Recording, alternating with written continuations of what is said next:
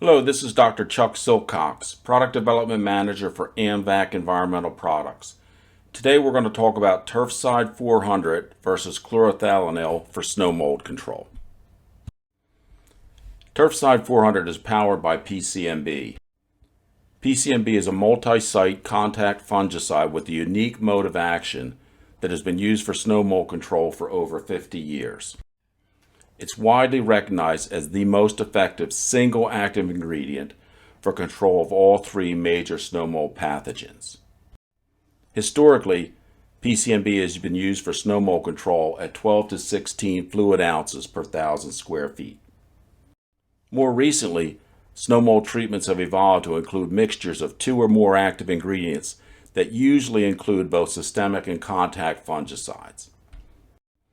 Today, chlorothalonil is a commonly used contact fungicide in mixtures for snow mold control, yet PCMB consistently outperforms chlorothalonil in snow mold field trials.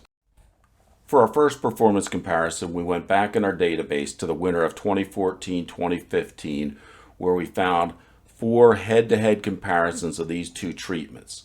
The trials were conducted in Michigan, Montana, Washington, and Wisconsin, and the treatments were chlorothalonil at 5.5 fluid ounces per 1,000 square feet and Turfcide 400 at 8 fluid ounces.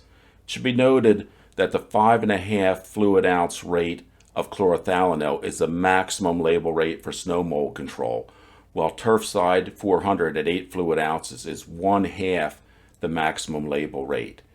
And in many subsequent slides, you'll see that Turfcide is used at 6 fluid ounces, which is actually 3/8 the maximum label rate for snow mold control. So in these head-to-head trials, we found that Turfcide provided greater than 90% control and chlorothalonil was just over 50% control, again showing the dominance of Turfcide for snow mold control. Here's some interesting data from a trial that was conducted during the winter of 2018 to 2019 in Michigan. We were evaluating a series of mixtures of chlorothalonil plus Turfcide, and there also was a chlorothalonil alone treatment in the trial all the way to the left at 5.5 fluid ounces. And you can see that treatment provided 44.6% control. Yet when you added Turfcide at 8 fluid ounces, the second bar shows it increased control to 96.3% control. Then as we move to the left, you see we're titrating the rates, lowering the rates of both chlorothalonil and Turfcide. The third bar is chlorothalonil at 4 ounces and Turfcide at 6, still over 90% control, as was the fourth bar, chlorothalonil at 2.67 fluid ounces plus Turfcide at 4 ounces, and really didn't drop below 90% control until we got where chlorothalonil was actually less than 1/4 of that maximum label rate mixed with Turfcide at 2 fluid ounces. And undoubtedly, it's the Turfcide that's doing the work in that treatment and still provided over 60% control at those low label rates. Here are the results of an interesting trial that was conducted in Montana last winter.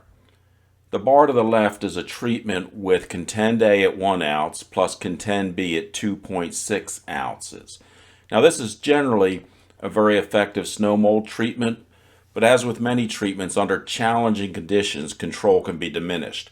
Now, what made this trial challenging is probably the fact that about 9 weeks passed from the date of application until the onset of permanent snow cover, and that diminished undoubtedly the control of a lot of these treatments. You can see by the middle bar that adding 5.5 fluid ounces of chlorothalonil did not improve control, but on the right, adding 6 fluid ounces of Turfcide resulted in about 25% greater control, and it averaged almost 85% control under these challenging conditions. These treatments were also in the Montana trial last winter. On the left, you see the results from Interface at 6 ounces plus Mirage at 2 ounces and the impact that those challenging conditions had on this treatment, which is normally very effective.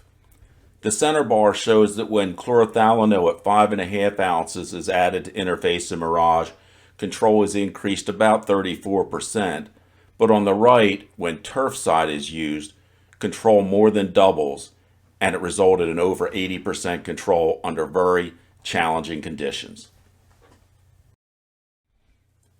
Here's data from a trial that was conducted in Michigan during 2017-2018.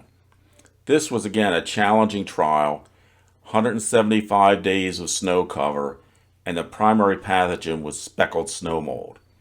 You can see the Contend A plus Contend B faltered a little bit in this trial, only providing 65.9% control. In the middle bar, you see that adding chlorothalonil at 5.5 fluid ounces increased control by 27% to 83.5% control. But on the right, adding Turfcide at 6 fluid ounces increased control by 44%, and it exceeded 95% control, which is very impressive.